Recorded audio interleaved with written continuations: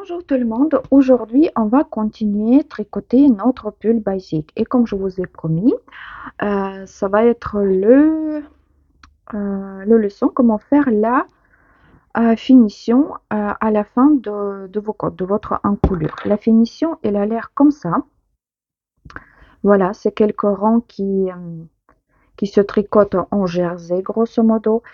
À quoi ça sert déjà?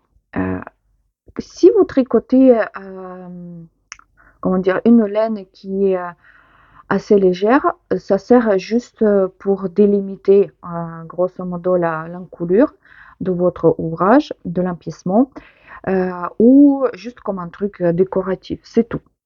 Mais dans notre cas, par exemple, moi j'ai une laine qui est assez épaisse.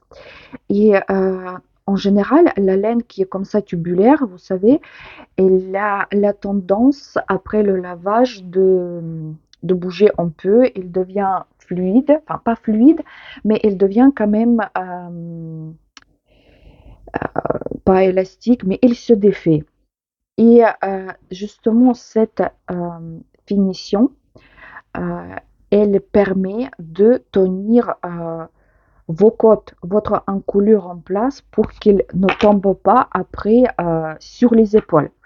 Et il y en a certains d'entre vous justement qui disaient qu'elles préfèrent tout d'abord faire le montage provisoire, tricoter l'empiècement ou même tout l'ouvrage et après reprendre en fait les mailles pour voir si elle a besoin de resserrer, si elle a besoin de tricoter les côtes pour l'encolure assez serrée, avec les aiguilles plus petites ou plus grandes. Ben justement, cette finition, elle permet d'éviter tous ces tralala.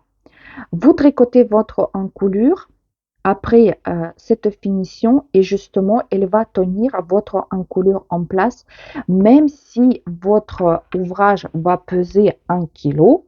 Grosso modo, ça va vous permettre d'avoir une jolie encolure qui ne va pas tomber sur les épaules. Voilà, le truc il est là. Ça se tricote très très facilement.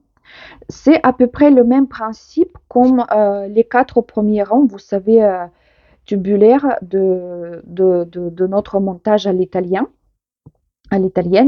Voilà mon marqueur. Je le mets en place. Cette finition, elle se tricote, il faut tricoter 6 rangs. Le premier rang, il nous faut tout d'abord doubler nos mailles. C'est-à-dire que moi, j'ai 56 mailles, si je me souviens bien. Je vais en avoir 112. Comment on fait? La première maille, encore une petite remarque, je sais qu'il y en a certains qui font cette finition avec les aiguilles plus petites que les côtes. Pareil, je vous ai dit quand on avait monté les mailles à l'italienne, il y en a certains qui disent que les 4 premiers rangs, le montage et les 4 premiers rangs, il faut les faire avec les aiguilles plus petites. Je ne fais pas tout ce tralala. Et en plus, pour cette finition, je vous conseille simplement de prendre les mêmes aiguilles que vos côtes, votre encolure, et juste après, changer les aiguilles pour tricoter l'empiècement. Pourquoi? Parce que si vous prenez les aiguilles plus petites, tout simplement, ça peut après serrer trop. Et ça va se voir justement cette différence entre l'encolure et l'empiècement. Euh, voilà, ça va être trop serré, ça va pas être joli. Moi, je le fais jamais. Alors, comment on fait? La première maille, on fait une jetée. Mais on ne fait pas une jetée comme on a fait, comme on fait toujours vers nous. On fait vers l'extérieur. Et après, une maille en droit. Une jetée, une maille en droit. C'est fini les côtes, on fait que les mailles en droit. Une jetée, maille en droit. Jetée, maille en droit.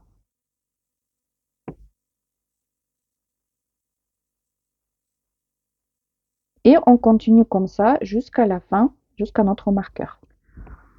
On a fait le premier rang où il y avait que des mailles en droit et les jetés. Maintenant, c'est vraiment le même principe qu'en les 4 premiers rangs qu'on a fait après le montage des mailles. Là, vous voyez notre jetée et elle se présente comme ça. Alors ça va être la maille envers et on la tricote pour qu'elle soit torse. Et la maille endroit, on la jette, on la met sur la maille, sur l'aiguille droite sans tricoter le fil derrière le travail. La maille envers, on la tricote et la maille endroit, on la met sur l'aiguille droite sans tricoter le fil derrière le travail. Et on continue comme ça jusqu'à la fin de cette deuxième rang.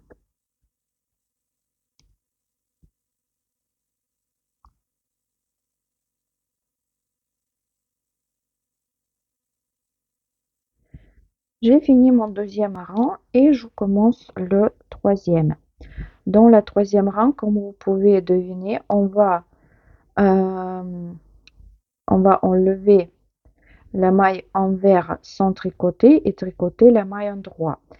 Et pareil comme tout au début de notre tricot, la maille envers, on la met sur l'aiguille droite sans tricoter, le fil devant le travail et vous voyez, elle se présente comme ça, c'est-à-dire qu'on va le prendre, là, le fil devant le travail, pour la tourner comme il faut.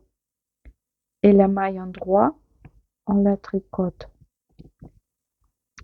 Le fil devant le travail et la maille envers, on enlève.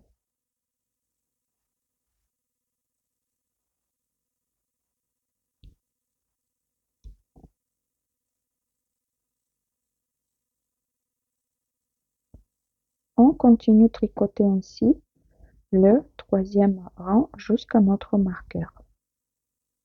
Comme vous pouvez deviner, dans le quatrième rang, on va tricoter comme le deuxième, c'est-à-dire on tricote la maille envers et la maille endroit, on la fait glisser le fil derrière le travail. La maille envers on tricote, la maille endroit on fait glisser. Envers, endroit, envers, endroit. Et comme ça jusqu'à notre marqueur. J'ai terminé le quatrième rang et on va commencer le cinquième et avant-dernier. Et comme vous pouvez imaginer, on va le tricoter comme le troisième, c'est-à-dire on va faire glisser la maille envers le fil devant le travail et tricoter la maille endroit. La maille envers le fil devant le travail, on la fait glisser et la maille endroit, on tricote. Toujours, vous devez la prendre par cette patte qui, enfin, la jambe qui est derrière là, et le fil devant le travail. Et la maille endroit, on la tricote.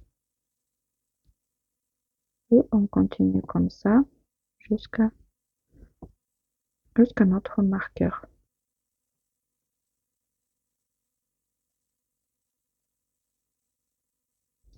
J'ai terminé le cinquième rang et maintenant on arrive au sixième et le dernier.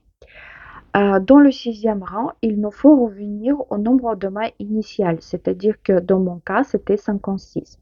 Comment faire? Ben, tout simplement, on va tricoter les mailles ensemble. Vous pouvez voir là, après le cinquième rang, les mailles elles se présentent en paire. Vous voyez 2, 2, 2, 2, 2. Et on va tout simplement les tricoter deux mailles envers ensemble. Et ça va nous faire, vous voyez le truc, un petit, chemin avec les mailles envers. Vous voyez tout simplement deux mailles envers ensemble jusqu'à la fin. Ils se présentent déjà, vous voyez, toutes les deux mailles elles se présentent avec cette patte devant. Il ne faut rien toucher, rien retourner, tout simplement vous tricotez. Voilà, deux mailles envers ensemble jusqu'à la fin. de votre rang jusqu'à notre marqueur. Et voilà, j'ai terminé mon empiècement. Il a l'air comme ça. Comme vous pouvez voir, même au toucher, c'est beaucoup plus épais que votre côte, justement parce que c'est comme vous savez, comme une tube, c'est doublé et c'est pour ça, en fait, ça va tenir votre encolure en place. J'espère que c'était utile pour vous et peut-être pour celles qui ont l'habitude de faire le montage provisoire parce qu'elles ont peur qu'après l'encolure il va bouger, etc., etc. Peut-être vous allez adopter ce petit life hack et vous allez l'utiliser. Je sais que cette technique, elle existe aussi quand vous tricotez de bas vers le haut, mais enfin, je l'ai vue quelques fois comme ça en vidéo sur YouTube. Elle me semble un tout petit peu plus complexe parce qu'elle fait utiliser aussi le fil supplémentaire. Enfin, je trouve qu'il y a beaucoup de techniques pour le tricot de bas vers le haut et ils sont beaucoup plus compliqués et c'est pour ça que je préfère toujours tricoter de haut vers en bas. Voilà, je vous invite de faire votre finition et après on va passer à la partie beaucoup plus complexe, mais proprement dit réglant. Comment calculer à partir de votre nombre de mailles, comment répartir les mailles justement pour le devant, le dos et les manches. Enfin, ça va être le calcul le plus simple possible que j'utilise toujours et qui marche pour moi en tout cas, qui marche toujours. Voilà, je vous dis, j'espère à la semaine prochaine. J'espère qu'il n'y aura pas de retard dans les vidéos. Et dites-moi dans les commentaires, est-ce que cette technique vous était utile? Est-ce que vous l'avez connaissez, enfin, est-ce que vous la connaissez ou pas? Moi, en tout cas, sur YouTube francophone, j'ai pas trouvé de tuto pour faire cette finition-là. Voilà, je vous souhaite une très très bonne semaine et à bientôt.